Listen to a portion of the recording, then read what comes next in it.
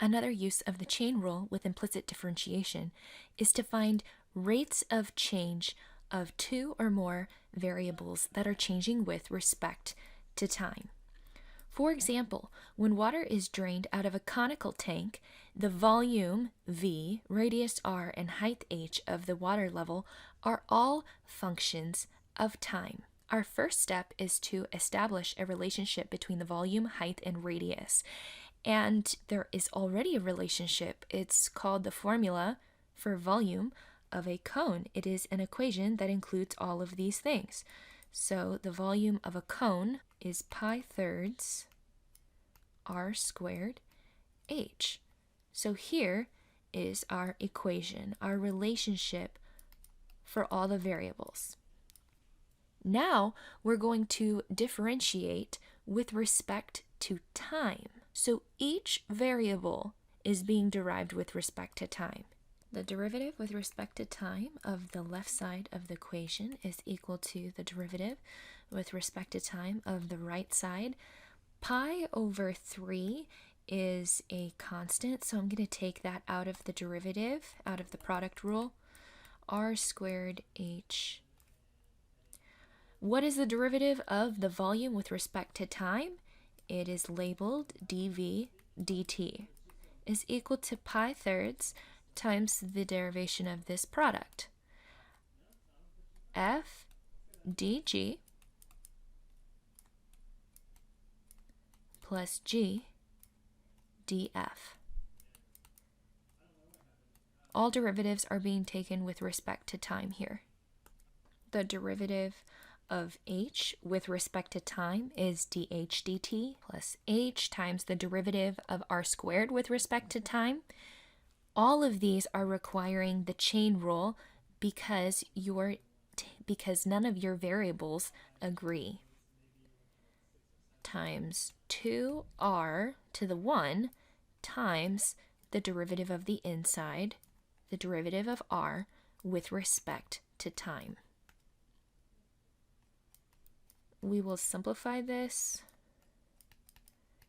just to write it as 2rh dr dt. So the rate of change of the volume is related to the rate of change of the height and the radius of this conical tank, which makes sense. Both the height of the water, the level of the water, and the radius of the cone are changing as time progresses, as the water drips out of the conical tank. Suppose x and y are both differentiable functions of t and are related by the equation y equals x squared plus 3. Find dy dt when x equals 1, given that dx dt is 2 when x equals 1.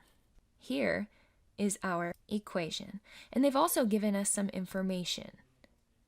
Dx dt is 2 when x is 1, and then what do we need to find? Dy dt when x is 1. First, we'll begin by differentiating both sides of this equation with respect to t.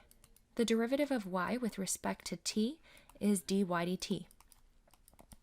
The derivative of x squared with respect to t is 2 times the inside times the derivative of the inside with respect to t plus the derivative with respect to t of a number of a constant is 0.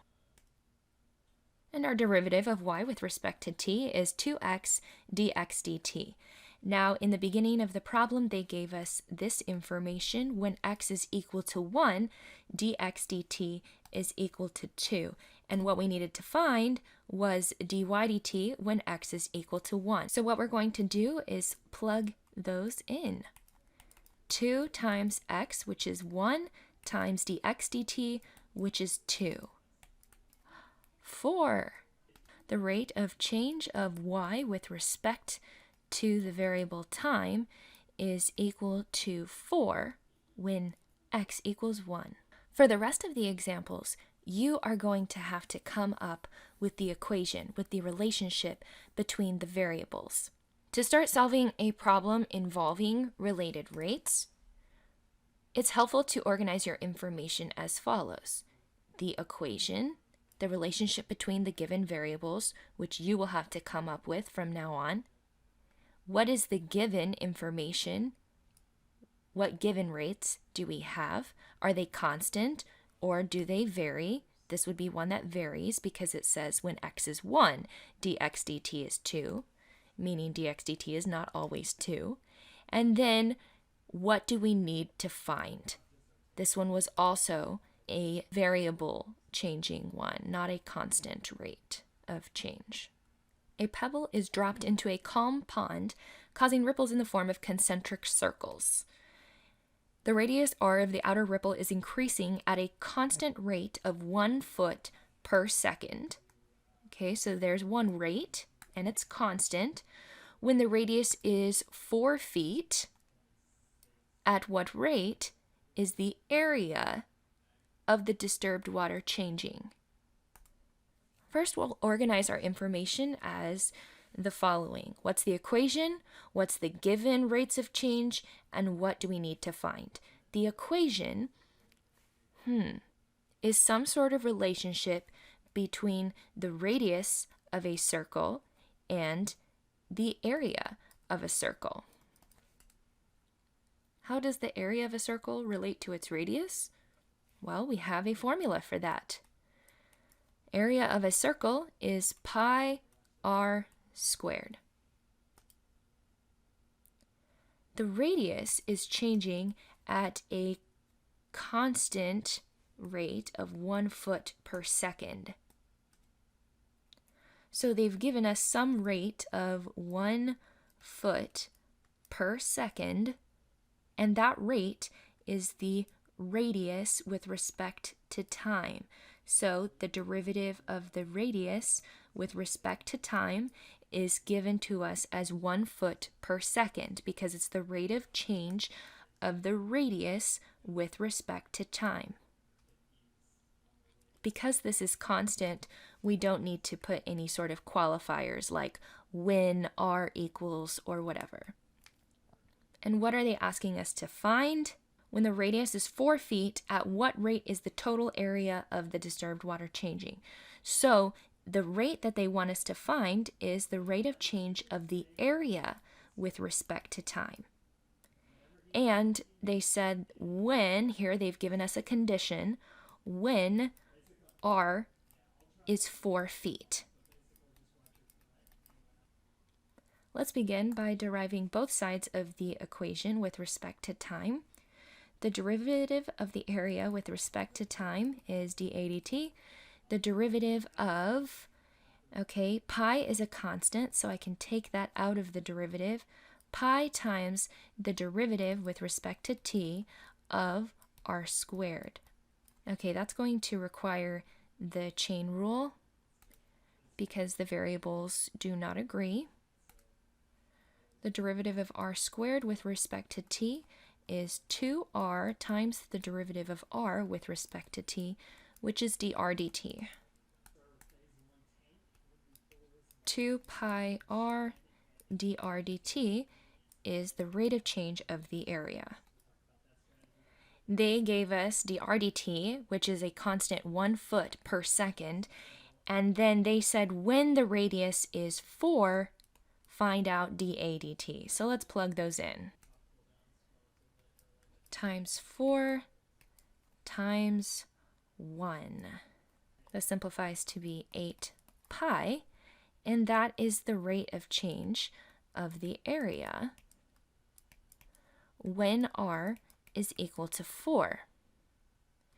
But for related rates, we also need to include the units. The units for rate of change of the radius were in feet per second, so the rate of change of the area would also be feet per second. So that would be 8 pi feet per second is the rate of change of the area with respect to time when the radius is 4. To solve related rate problems, identify all the given quantities and all the quantities that you need to determine. If a picture is not given to you, make a sketch and label all the quantities. Write an equation involving the variables whose rates of change either are given or are to be determined. Using the chain rule, implicitly differentiate both sides of the equation with respect to time t. After completing step 3, then substitute all that you know. If you try to do that first, it will get the wrong answer.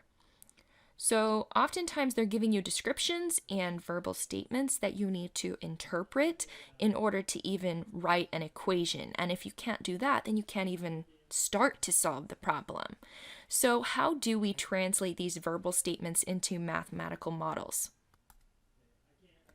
The velocity of a car after traveling for 1 hour is 50 miles per hour. Remember that velocity is the change in position over the change in time. So you would need to establish some sort of variable, like we could call it x, and x would be the position of the car after a certain amount of time. Position can refer to an object that's going up, down, side to side.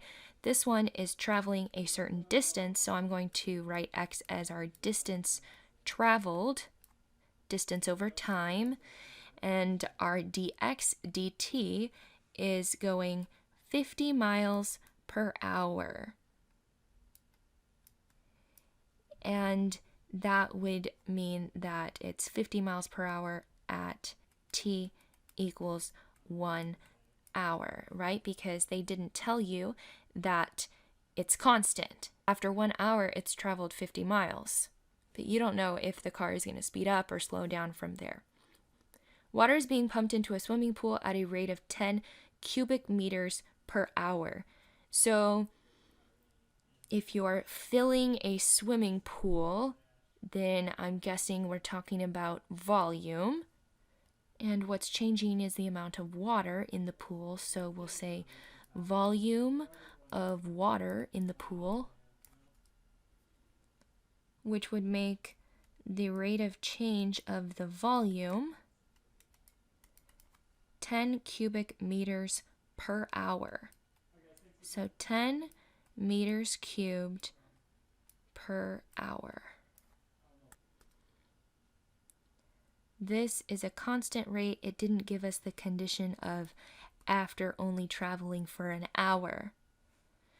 A gear is revolving at a rate of 25 revolutions per minute. It's really important to know that a full revolution, that a full 360 degrees, is 2 pi radians. Now in calculus, we rarely, if ever, would use degrees. So 1 revolution is always going to be 2 pi radians. So what's going to end up changing here is the angle of revolution, which would make d theta dt equal to 25 revolutions, so 25 times 2 pi, each revolution is 2 pi radians per minute. Obviously, that would simplify to 50 pi radians per minute.